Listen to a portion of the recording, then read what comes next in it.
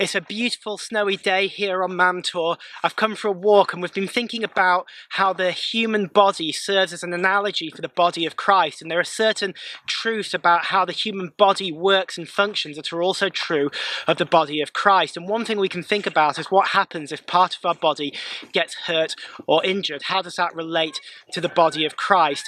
Some injuries compromise not just the area, but they can be life-threatening injuries. For example, if you cut an artery and you're bleeding out very quickly, the whole body is at risk and the whole body needs to care about it.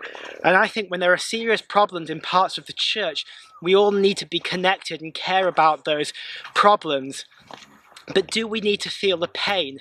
If I cut my left hand, for example, does my right hand need to feel the same pain? Well, in reality, it won't. If I cut my left hand, it's the left hand that feels pain because that's where the injury is. My right hand doesn't necessarily directly feel the pain. So what is the role of my right hand? My right hand is going to be the one that grabs for the plasters and puts the plasters on. If I've cut my left hand and I don't want to get the wound wet and I'm doing the washing up, it's probably my right hand that needs to take over. So the right hand of the body will be helping in some way.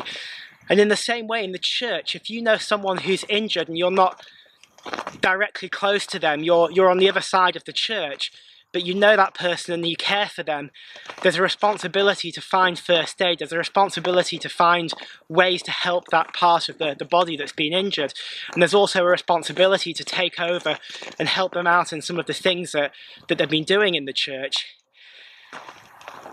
But the parts that are immediately connected to the injured part are likely to feel pain too. Again, going back to my left hand being cut, it's likely that the area surrounding that injury, the area right next to the cut, will be swollen, it'll be hurting too. And in the same way, if someone in your church has been hurt and they've been wounded, there's a good chance that the people around them are also hurting too.